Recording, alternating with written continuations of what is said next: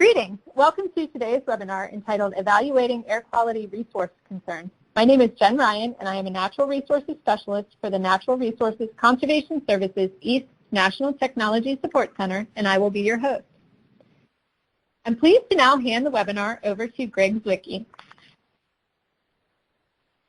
Thank you, Jen, and thank you to everyone joining us today. We really appreciate your attendance and hope that we'll have some good information for you as we try to help you figure out how to do conservation planning for NRCS air quality and atmospheric change resource concerns. I'm one of two air quality engineers on the NRCS National Air Quality and Atmospheric Change team. I grew up on a small farm and ranch in Texas, and I have been on the air quality team for over 16 years now after moving over from private air quality consulting. With that, I'll turn it over to Allison Costa to introduce herself and get everything rolling. Thanks, Greg. I am Allison Costa. My pronouns are she, her. I'm the other air quality engineer on the atmospheric change team at the center. Growing up in North Carolina, I've been with NRCS 1 year, but spent almost 15 years at the Environmental Protection Agency working on agricultural air quality issues. At NRCS, air is one of the primary natural resources we conserve, yet it's often overlooked when evaluating concerns at a farm or other agricultural operations, whether because it's invisible for the most part or because many of us are fortunate enough to take for granted the air we breathe. But air pollutants can be a nuisance, can decrease air quality, and even change the atmosphere, which leads to reduced crop yields, decreased biodiversity, asthma and other respiratory problems, and disease that limits visibility, just to name a few effects. So today's webinar will discuss our approach to considering air quality and atmospheric change impacts during the planning process, from understanding what the concerns are, to evaluating whether or not any issues exist, and finally, ways to address sources of pollution at an operation. There's a strong foundation for air quality planning procedures in the National Planning Procedures Handbook. We've spent a lot of time over the past 2 years developing procedures within the Conservation Assessment Ranking Tool, which we refer to as CART, that align with these existing ones. And today's presentation will focus on these CART procedures. However, keep in mind that there are some additional tools available that can also aid planning, like COMET, the Carbon Management Evaluation Tool, or NACSAT, the National Air Quality Site Assessment Tool, links to which can be found on our website at the end of the presentation. There are 5 resource concerns specifically focused on air quality and atmospheric change, broken down into 24 components based on the source emitting each pollutant or nuisance. These gases and particles degrade air quality and also have negative impacts on health, both of humans and animals, the environment, and surrounding ecosystems. A single activity on an agricultural operation often leads to emissions from multiple resource concern categories. For example, combustion in farm equipment can emit particulate matter, ozone precursors, and greenhouse gases. So our first resource concern is particulate matter and its precursors. Particulate matter is airborne particles, including dust, dirt, soot, and smoke. Particulate matter can be either solid particles or liquid droplets, and it can come in a variety of sizes, shapes, and chemical composition. Particulate matter can be emitted directly, as primary particulate matter is, like dust, pollen, and soot, or it can be formed in the atmosphere from the reactions and condensation of sulfates, nitrates, also organic compounds, and ammonia, the precursors. Particle pollution is categorized by size of particles, so you may be familiar with terms like PM2.5 and PM10, or fine and coarse particulate matter, which refer to smaller and larger particle diameters, respectively. Particulate matter in the atmosphere can be a human health issue and lead to visibility degradation. It can also impact ecosystems when it deposits out of the atmosphere. The body's natural defenses can filter out larger particles, but smaller particles can get past the nasal passageway, getting into the lungs. Particulate matter can also create poor visibility, which affects transportation and federally protected scenic vistas. Deposition may adversely affect ecosystems by causing nuisance dusting, changing pH balance, damaging plants, or by adding additional nitrogen to the environment. Small particle pollution is directly emitted to the atmosphere by combustion processes, as in vehicles or with fire, and to a lesser degree by mechanical means, such as dust from roads or tillage. Small particle pollution is also formed in the atmosphere by chemical reactions of particulate matter precursor gases, the nitrogen oxides, also organic compounds, and ammonia. There are 9 resource concern components associated with particulate matter, shown here. Sources of the particulate matter precursor gases can be engines, fertilizer application, and animal operations. Larger particles are typically geologic in origin. Much of the large particle pollution is mechanically generated and directly emitted to the atmosphere by actions that break up the soil, such as tillage operations, road and field travel, animal movement, harvesting, and wind erosion. Our next resource concern are ozone precursors. Ozone occurs both in the Earth's upper atmosphere and at ground level. In the upper atmosphere, it's good, protecting us from the sun's harmful UV rays. But at ground level, it harms people and the environment and is the main component of smog. Ozone itself is not directly emitted into the atmosphere. Rather, it is formed in the atmosphere through chemical reactions of nitrogen oxides and volatile organic compounds in the presence of sunlight. Agriculture can be a source of these ozone precursor gases, nitrogen oxides and volatile organic compounds that produce ground-level ozone, which can cause negative impacts to plants and animals.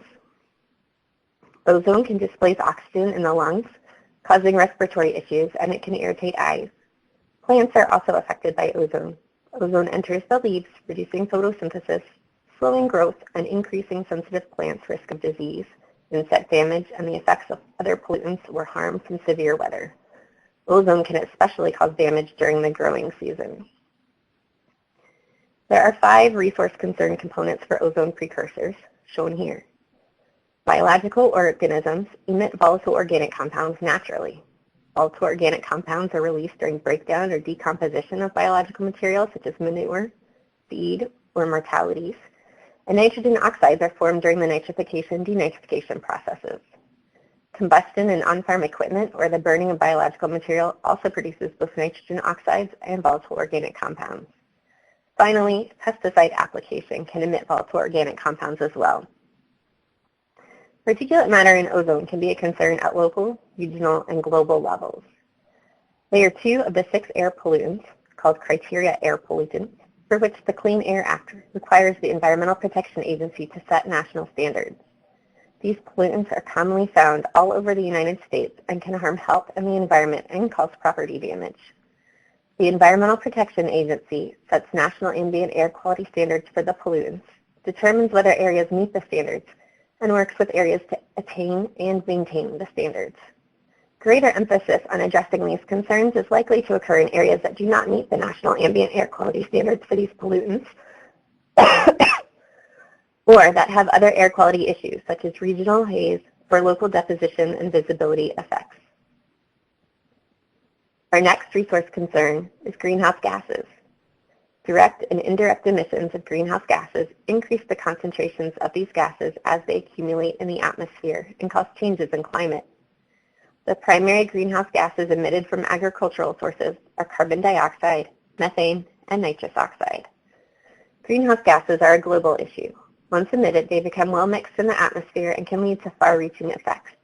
However, addressing greenhouse gases also offers farmers a unique opportunity to mitigate emissions and sequester carbon to offset not just their own emissions, but those created by other sectors as well. There are 3 resource concern components related to greenhouse gases. Greenhouse gases from activities such as crop fertilization, both natural and synthetic, tillage and agricultural soils management, manure management, livestock enteric fermentation, internal combustion engines, rice cultivation, and land use conversion contribute to excess greenhouse gas emissions in the atmosphere. A portion of nitrogen fertilizer that is applied to crops and grasslands is volatilized through microbial processes and emitted to the atmosphere as nitrous oxide. Soil tillage increases soil organic matter decomposition and releases soil carbon in the form of carbon dioxide to the atmosphere. Methane is produced as part of the normal digestive processes in animals and through the anaerobic decomposition of manure and managed waste, that is, decomposition in environments with little or no oxygen. Next is airborne reactive nitrogen, our newest resource concern. Airborne reactive nitrogen describes many nitrogen-containing compounds associated with atmospheric chemical reactions that contribute to unwanted ecosystem effects.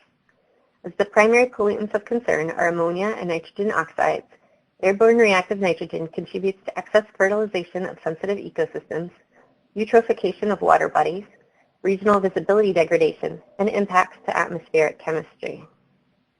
There are 5 resource concern components associated with airborne reactive nitrogen.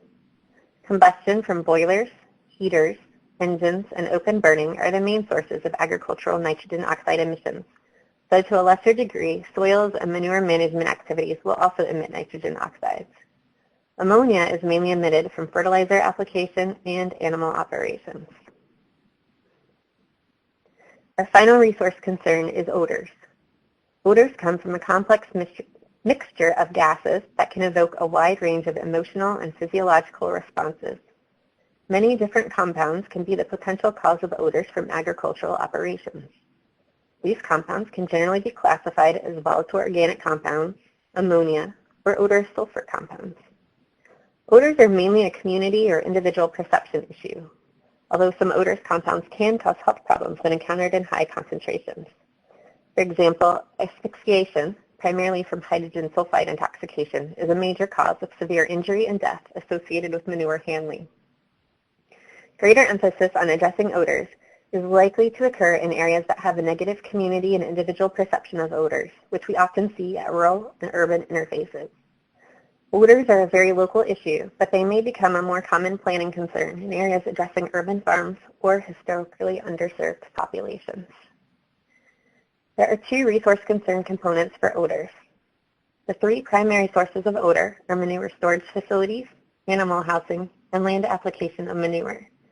Other sources can include burning, silage storage, and fertilizer and pesticide applications. Now I'll turn it over to Greg to walk us through the steps for evaluating these resource concerns on an operation and the conservation practices that can be used to address any concerns that are found.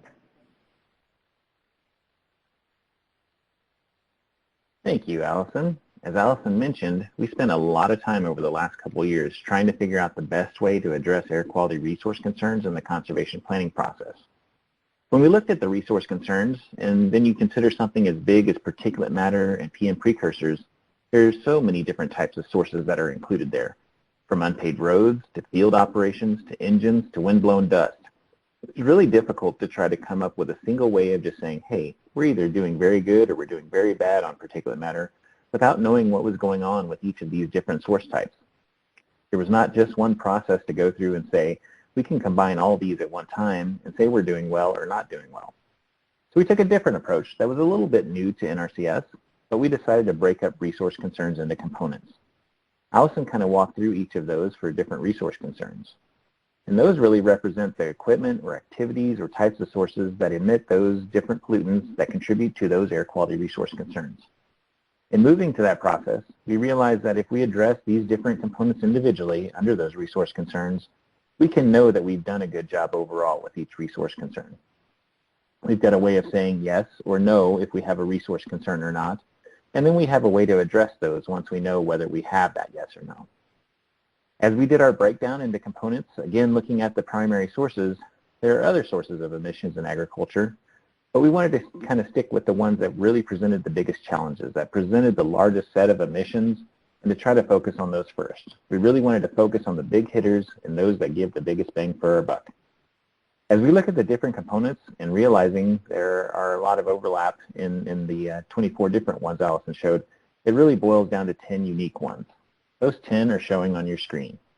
If we have planning procedures set up for each of the 10, and in some cases there are multiple steps to those planning procedures, these 10 are really the big group of equipment and operations and activities on a farm that we want to have folks address as they go through conservation planning.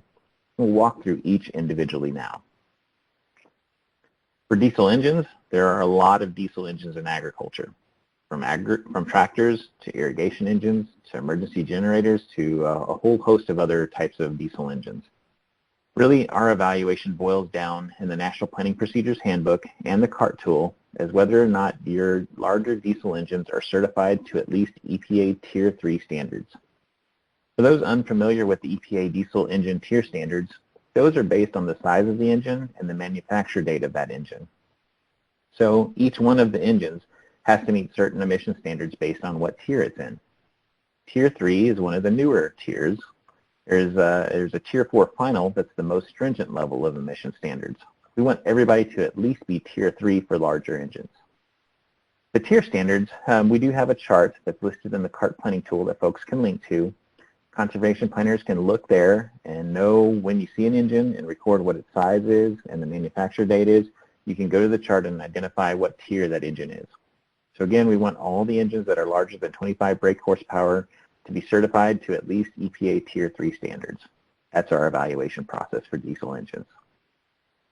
And then if those engines are not at least Tier 3, what you can do is we have a conservation practice standard, CPS 372, which is combustion system improvement.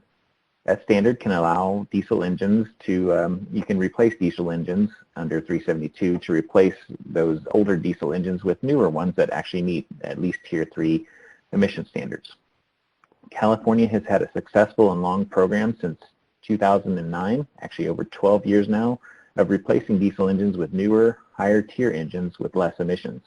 And that's the approach that we would take here. Again, you identify the resource concern. If you have engines that don't meet the tier standards, you use Conservation Practice Standard 372 to replace those. For non-diesel engine combustion equipment, so other things that, that burn some type of fuel, you can, like orchard heaters, non-diesel engines like gasoline engines, boilers, other heaters, things like that.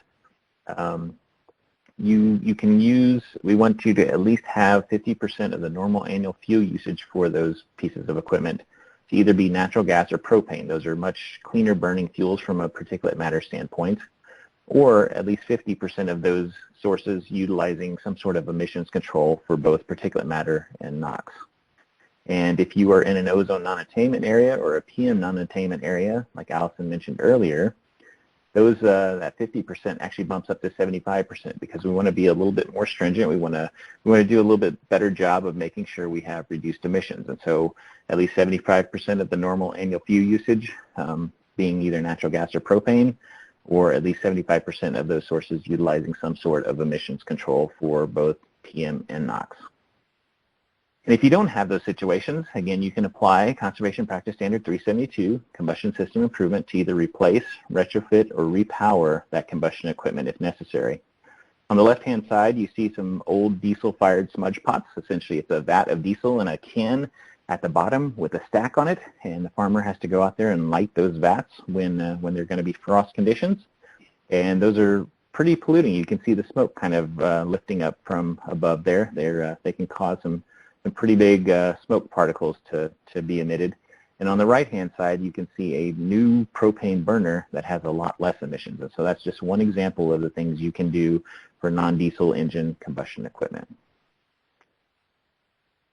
For open burning, open burning can really be both prescribed fire, so applying a prescribed burn on the land like you would on rangelands or forest lands, but it can also be something like pile burning. So if you have an orchard or a vineyard and you get trimmings and removals and you pile those all up and burn them in that pile, that's considered open burning as well. So there's really two aspects, the prescribed fire and the pile burning. Pile burning is quite a bit different than prescribed fire, so we want to be mindful of that. But in each case, there are basic smoke management practices that you can use. The basic smoke management practices, there are 6 of them, and we have a link here in the slide, and you can download the slides after the presentation. And that link takes you to a document prepared by NRCS and the Forest Service that lists those basic practices. Those 6 essentially help you consider ways of reducing your air quality impact from fire. There's also a direct link to that basic smoke management practices document in today's handout section. If you're interested in that, please go there also. Essentially, if you're using fire, whether it's prescribed fire or a pile burning fire, we want you to use basic smoke management practices when you're conducting open burning. And if you aren't currently using basic smoke management practices, you end up having a resource concern. And if you have that resource concern, we do have the prescribed burning practice standard, which is Conservation Practice Standard 338, that can help you walk through and develop, implement, and follow a prescribed burn plan that includes those basic smoke management practices. So that's one of the practices you can apply. In the case of pile burning, we also have other options if you want to get away from pile burning. So looking at alternatives to pile burning essentially, and that can be conducted under a couple of different practice standards also listed on this slide. Essentially, you're taking that material that you would normally burn and doing something else with it, either removing it off-site, chipping it, grinding it, using it as mulch, things like that you can do as alternatives to that pile burn. And again, there are a couple practices shown here that can help you do that.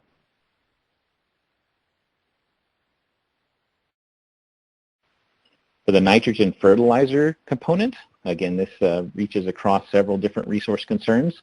Essentially, what we want to do is if you're applying any sort of nitrogen fertilizer, whether that's inorganic or organic, if you're applying manure, if you're applying other fertilizers, you should apply that fertilizer according to an NRCS approved nutrient management plan that specifically addresses nitrogen. So I know in some cases you're going to be phosphorus limited when you're different fertilizers, and you may not necessarily worry so much about the nitrogen side of things, and that's fine. But if you are going to take a look at any sort of fertilizer application from an air quality perspective, we're not really concerned about the phosphorus side. That doesn't necessarily become an air pollutant in most cases, but the nitrogen can. And so we want you to at least have some consideration in your nutrient management plan, specifically looking at the nitrogen that is applied.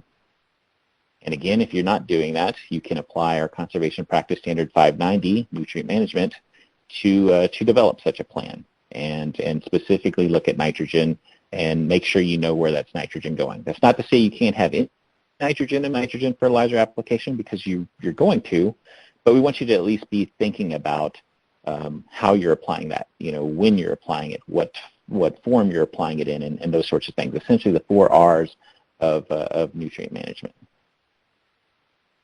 Moving on to a couple of different dust-focused ones. So dust from field operations, Allison had mentioned that this includes tillage, this includes harvesting, this includes a whole bunch of other things that you might be doing out in the field, planting, those sorts of things.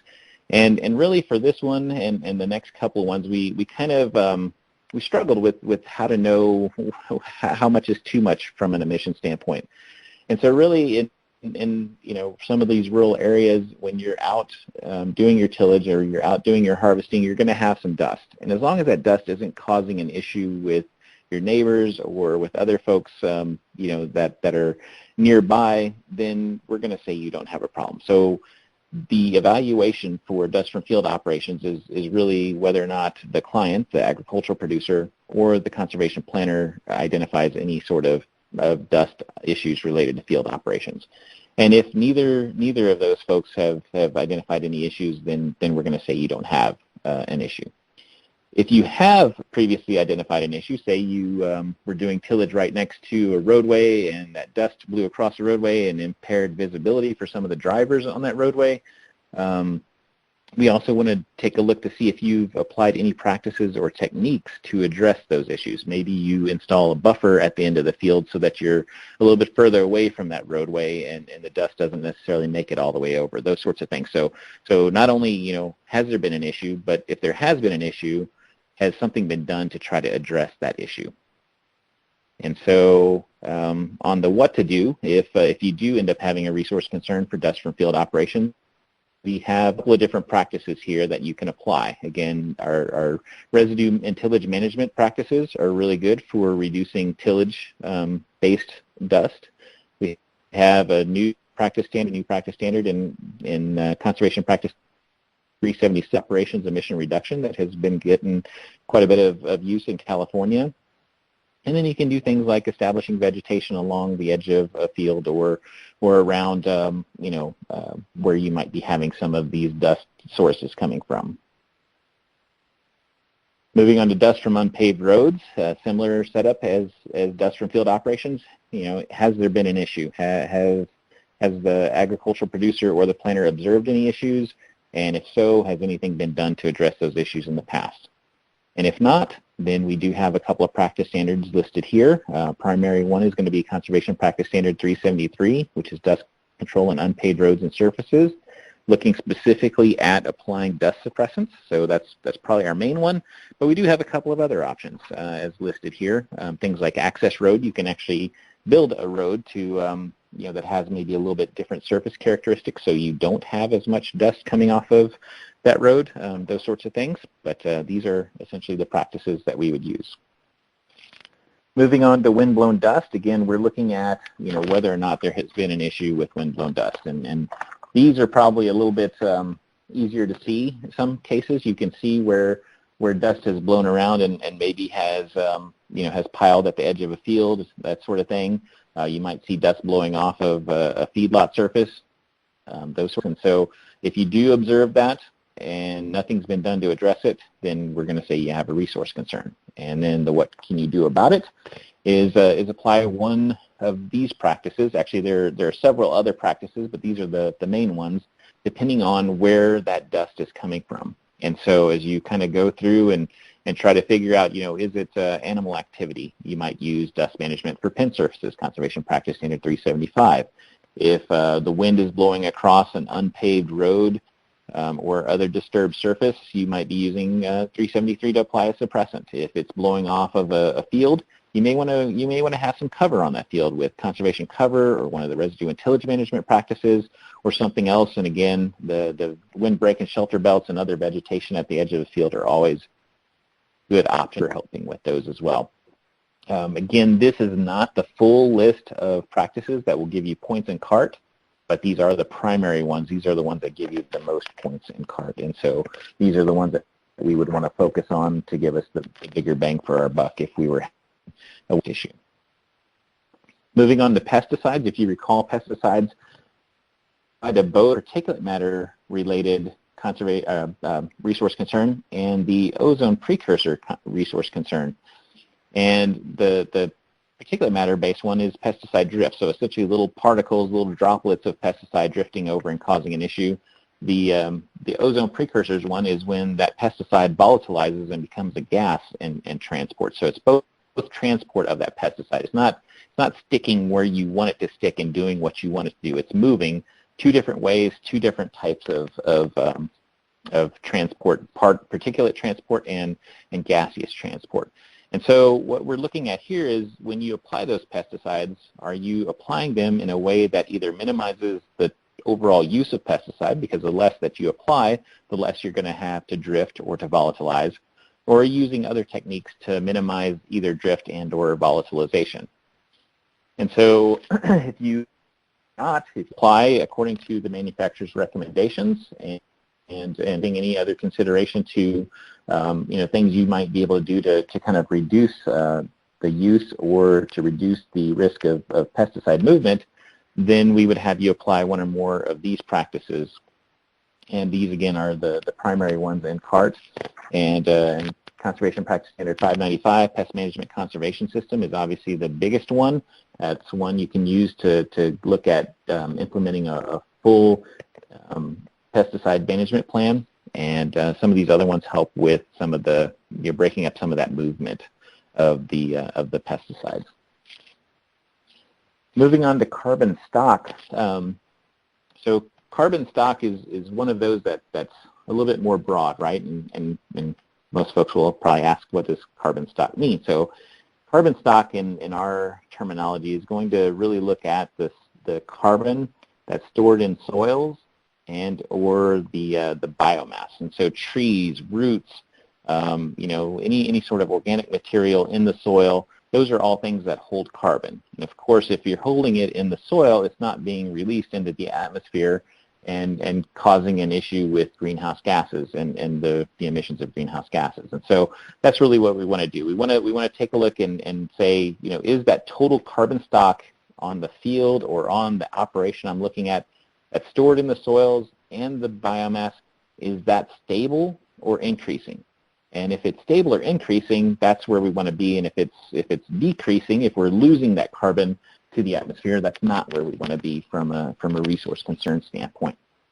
And so a couple of ways to kind of take a look at this. If you're in CART, we do have two different soils interpretations that kind of run in the background of CART. So as you select this particular resource concern for evaluation, CART actually pulls these interpretations to look at the ability for the soils in the planning land unit that you're looking at to either absorb and store carbon, as well as the ability to lose that carbon. And so we have kind of a risk scheme set up in there based on those interpretations. It tells you whether or not you are at high risk of losing carbon or if there's not even a chance of you really sequestering carbon, there's not a whole heck of a lot you can do in that relation too. So we also take a look at infield soil health assessments, pasture condition scores in pasture situations, and then the interpreting indicators of rangeland health in range situations. So those are all procedures that are built into CART and are part of our National Planning Procedures Handbook as well for looking at carbon stock. And then if you want to go above and beyond that and kind of take a look at the actual quantification of carbon stock on your operation that you're looking at, you can use the tools that Allison mentioned earlier. Comet Planner is a little bit more simplified version. It takes the Comet Farm, which is a lot more detailed and requires a lot more data input, but it essentially takes those and runs through millions of runs and develops these lookup tables that give you answers back. And so Comet Planner is kind of a quick and easy screening way if you're looking at cropping operations and range operations and pasture operations, to really give you an idea of whether or not you're stable or increasing. And if you come back with an answer that is kind of in question, whether your carbon is stable or increasing, you can go to Comet Farm and do a more detailed assessment. Comet Farm is also the only way to really take a look at the agroforestry part of carbon stock. Comet Planner really hasn't gotten to that point yet. So Comet Farm does have the capabilities to look at biomass in trees and vegetation. So those are other options for you to go through.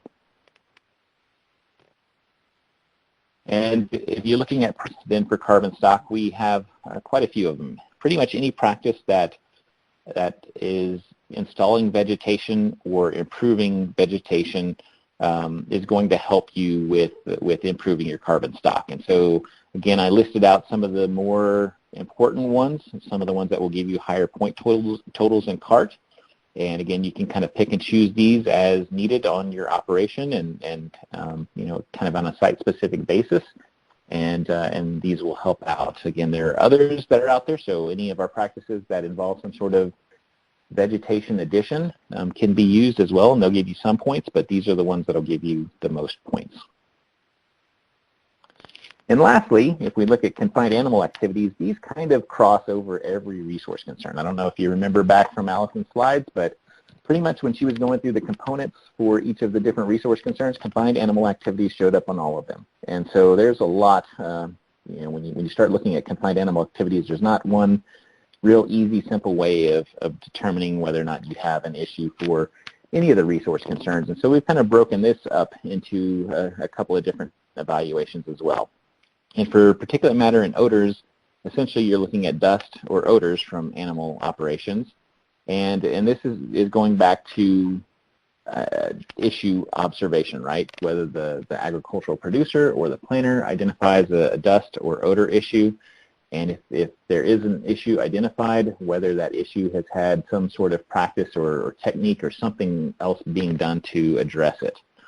And there is another tool that Allison had mentioned previously, the National Air Quality Site Assessment Tool that was developed for NRCS under a couple of different conservation innovation grants that you can actually go through and run through the NACSAT tool, and it gives you score bars that tell you how well or not you're doing in certain areas. And so you can also use NACSAT. Our National Planning Procedures Handbook has some very specific steps on what it takes to what your NACSAT results would result in as to whether or not you have a resource concern or not. So very specific items that you look at and scores that you look at that you can use to determine whether or not you have a resource concern. For manure management from confined animal activities and relates to our evaluation in CART for greenhouse gases, for ozone precursors, and for airborne reactive nitrogen, we really are taking a look at whether you manage manure as a solid or if there's any sort of liquid or slurry manure management. And if you do have liquid or slurry manure management, typically you're going to get a little bit more in the way of the ability to produce methane, to produce volatile organic compounds, to produce airborne reactive nitrogen in the form of ammonia. And if you're managing it as a solid, you can also obviously release some of these gases, but typically if you manage it as a solid and do that in a way that's appropriate, get less emissions than you would from some of the more liquid or slurry manure management systems. Again, NACSAT also has some procedures you can use and has some availability of results that can help point you in the right direction for whether or not you're doing a good job on manure management and whether or not you have a resource concern or not. And then on the feed management side, again, feed management is related to greenhouse gases from a methane standpoint and from airborne reactive nitrogen from an ammonia standpoint. Essentially, we want you to, if you're going to have feeds, we want you to feed them according to an NRCS approved feed management plan, and that is specifically addresses nitrogen excretion. So again, nitrogen is the big piece that we're looking for here. On the greenhouse gas side, you can also develop a feed management plan that looks at your carbon utilization, and so that can have an impact on methane as well.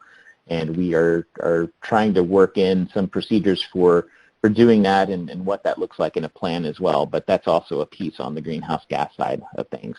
Again, NACSAT also has some questions and some procedures you can use to go through and try to figure out whether or not you have a resource concern outside of CART. And then, as you might expect with something that's so broad and impacts so many resource concerns, there are also a number of practices that we have that can also address air emissions from animal activities. And so this again is a list of the biggest point value practices in CART. There are others that can be used, whether from a manure management standpoint or from a particulate matter odor standpoint. Feed management obviously is going back to feed management, Conservation Practice Standard 592 at the bottom there. But these are, again, the biggest practices that will help you on, depending on what your resource concern and the reason for being, identifying confined animal activities as a resource concern are. And so that kind of covers our evaluations and practices, and we wanted to kind of leave you with a few resources that are also listed in the today's handout areas. So back in 2012, USDA and EPA got together and developed an agricultural air quality conservation measures reference guide for cropping systems and general land management. And so it essentially walks you through looking at all the different types of sources and activities that you can have in cropping systems and management, like range management and those sorts of things, that look at emissions from those systems, and then provides you with suggestions or options, if you will, for practices, both NRCS practices and other things you can do to address those emissions coming from those operations. That was back in 2012.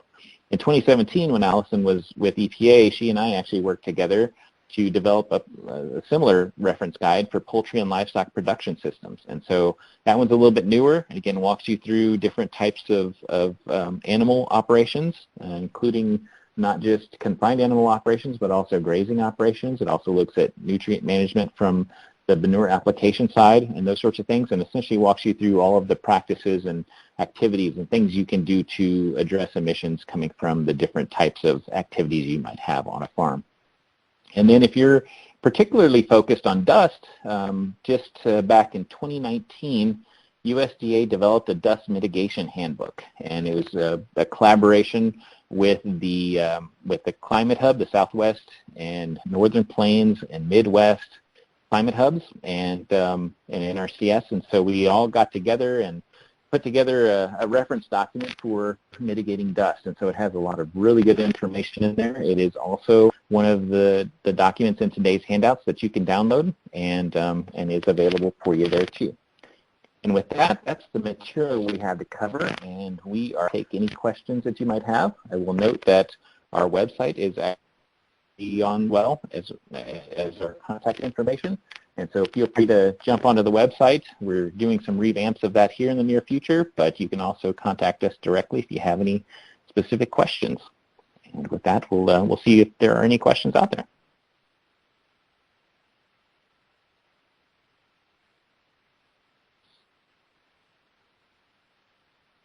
Greg, it looks like we do have a few questions in the chat. Okay. All right. So can we share a direct link to where we can access the EPA tier standards. So it's not in the National Planning Procedures Handbook. I do have a document that we put together that is linked in CART, and I will see if I can pull that in here and put it into the chat if I've got a link to that. I don't know if I can attach a document there, but I may be able to attach it into the today's handouts area. And if not, Kelsey, I can definitely get that over to you. Next one looks like is 372 available nationwide, and the answer to that is yes, it is. It's a national standard, so anybody can use that. The way NRCS is set up, we do have payment scenarios that have to be adopted by different regions and states in order to be able to use in those states, and so it would really come down to whether that state has adopted that practice as a priority practice and any corresponding payment scenarios that might be used to implement that practice. But it is available nationwide as long as each state, or as long as the state that you're in, has adopted it and the payment scenarios. And it looks like the next question is NACI now available in other states outside of California? And the answer to that is yes. And so in the past, when the National Air Quality Initiative was originally developed, it was specific to non-attainment areas. So you had to have either a particulate matter or an ozone non-attainment area. And that worked for a number of years, but we also had areas where states that had non-attainment, but that non-attainment was associated with urban sources and urban areas more so than agricultural areas, were getting money and didn't really know what to do with it and didn't have a good way of making a good impact with the funds that they were receiving. And so back in 2015, I believe it was, we did make some changes where now states can have the ability to request NACI funds. Instead of national programs coming in and saying, here, this money is going to these different states, states can now come in and request those funds. And essentially that request, I think, happens in the SRA process, and I forget what SRA actually stands for, but I think it's a state request or state resource allocation process.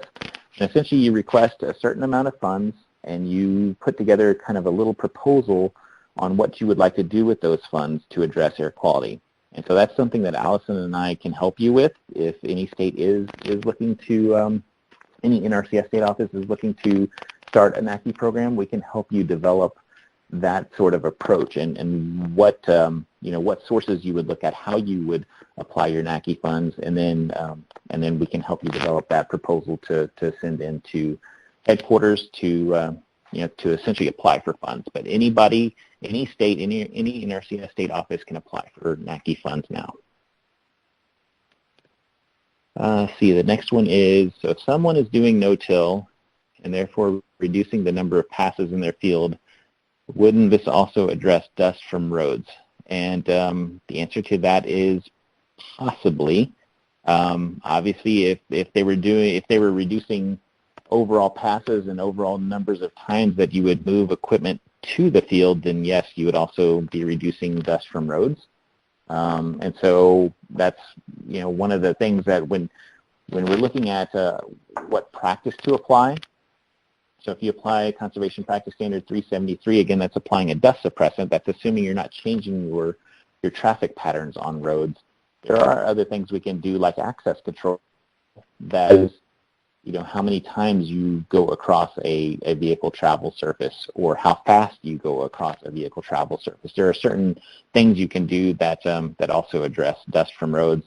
And again, if you're not moving equipment to a field because you're now doing no-till and reducing the number of passes, that would also have an impact on your road dust.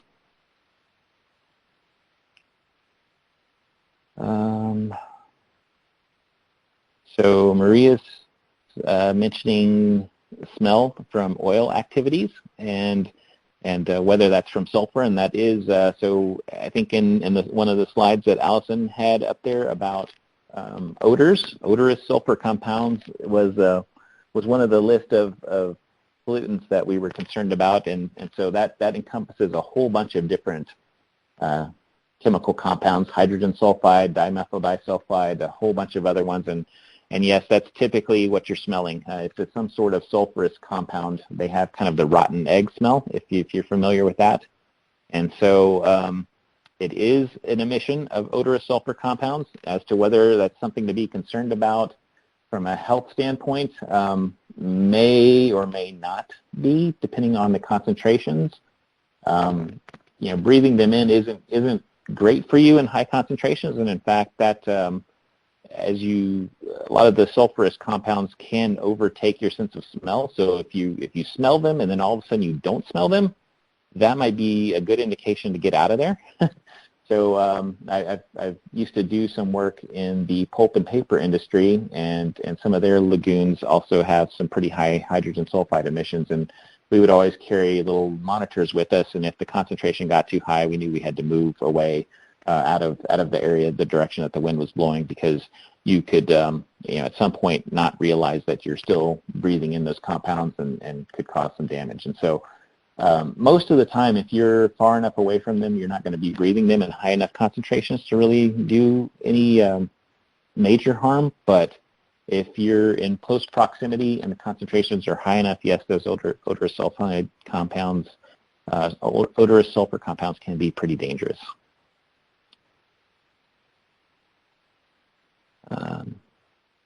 Okay, Carl says, now that NRCS can provide financial assistance in support of expanding confined animal operations, how would you recommend we assess to determine if the expansion results in the potential for a significant long-term adverse impact that might require us to complete an environmental assessment?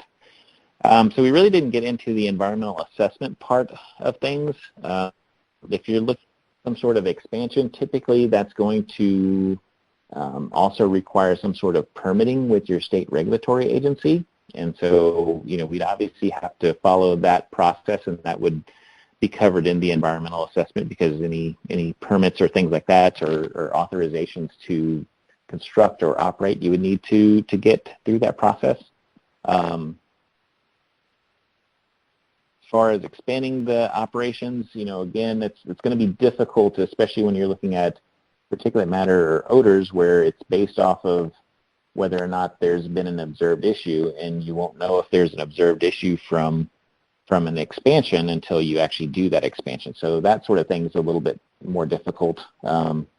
If you look at things like the technology that you're putting in from a manure management standpoint, whether you're doing feed management, whether you're doing good things for cleaning up any spilled manure or spilled feed, how you're mixing feed, those sorts of things, where you're siting some of the operations, where what directions the wind might be blowing from. I think there's a lot that goes into that analysis. That's probably more than we can cover here today, and probably not covered in our current planning process, unfortunately. Let's see, Watts, thank you. The SRA is a state resource assessment, so that's what I was looking for earlier when I was talking about the NACI fund requests. Let's see, Kelsey asks, can farms that do not have an air quality resource concern directly on the farm contract practices to increase overall carbon sequestration, adding a global resource concern? So right now, through EQIP, again, our EQIP funds have to address an existing resource concern, right? But when you get into the Conservation Stewardship Program, CSP, then you can go above and beyond, and you don't necessarily need to have a resource concern. So there are mechanisms, installed practices with financial assistance that don't require you to have a resource concern, but the vast majority of our work, I would say, does require you to have a resource concern. Again, from the carbon side of things, if you go through the evaluations and your carbon stocks are not stable or increasing, that's kind of, that would direct you to maybe some of those carbon sequestration practices. You may also have the ability to install some of those practices because of other resource concerns. So if you've got windblown dust, say, implementing cover is a good thing, and that cover will typically help with, with some of your carbon sequestration in both soils and biomass. So we do have some options, but most of our EQIP funds are going to have to be pointed towards addressing a resource concern. Let's see. Another Kelsey said, has USDA considered lichenology as a measure of air quality for forest land? Not that I know of. I don't think we have looked at that. But it seems like by knowing certain lichen species, whether they grow in the presence or absence of certain air pollutants, that would be interesting.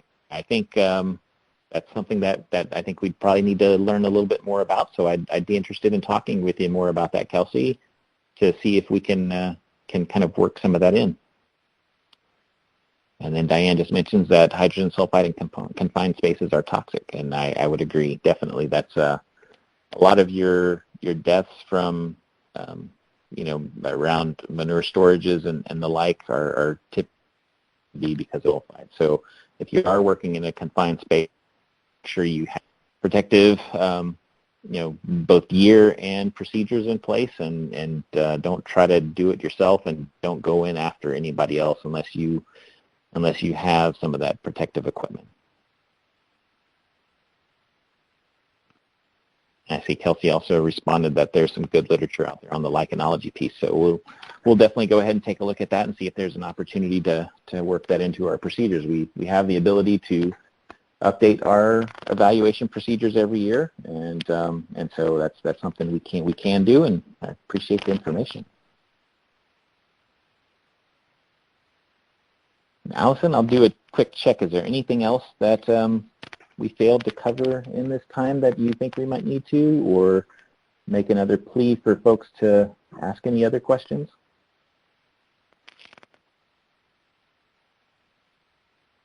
I'm not seeing anything else in the chat right now, Greg.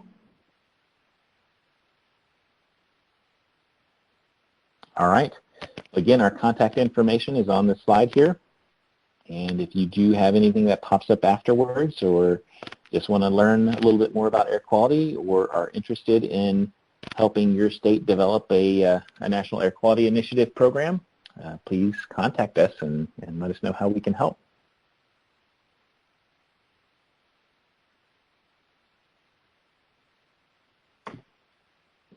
All right, thank you.